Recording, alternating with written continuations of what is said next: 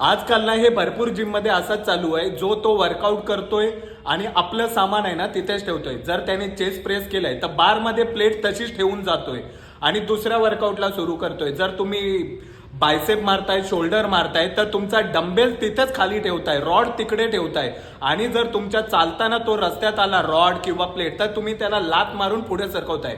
तर सगळ्यात पहिले मला अशा भावांना बहिणींना हेच सांगायचं आहे की भावांनो, पहिले तर आपली ही संस्कृती नाही आहे. कारण आपण जर मंदिरात जातो तर तिथे आपण कुठल्याच गोष्टीला पाय लावत नाही. भले तुमच्यासाठी नसेल पण आमच्यासाठी जिम हे मंदिर आहे. कारण आम्ही मंदिराप्रमाणेच इथे 100% जिमला पण आम्ही मंदिर मानतो. कारण नाही इथे येतो तर आम्ही आमचं काही ना काही शरीरामध्ये बदल घडवण्यासाठी येतो किंवा आमच्या स्वतःमध्ये बदल घडवण्यासाठी येतो.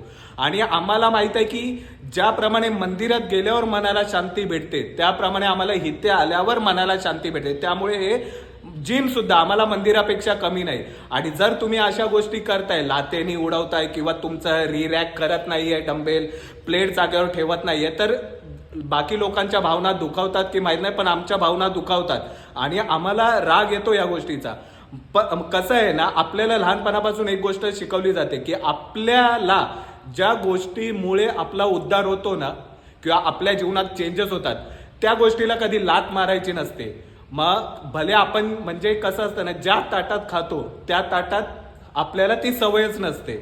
म्हणून ना कसं आहे, आपल्याला ज्या गोष्टीचा फायदा होतोय त्या गोष्टीला पुन्हा जिथे होती तिथे करून ठेवायचे. तुम्हाला वाटेल की आम्ही जिमची फी भरतोय, ट्रेनर आहेत तर ट्रेनर सामान उचलायला. मित्रांनो, चुकीचं आहे.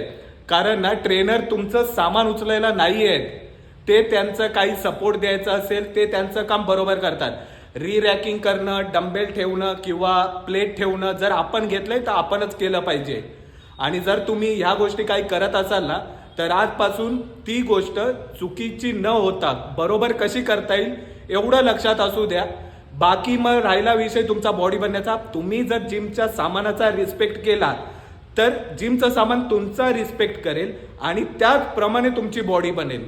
त्यामुळे ना सगळ्यात आधी आपण ज्या गोष्टींचा वापर करतोय जिम मध्ये येऊन त्या गोष्टींचा ना रिस्पेक्ट करायला शिका.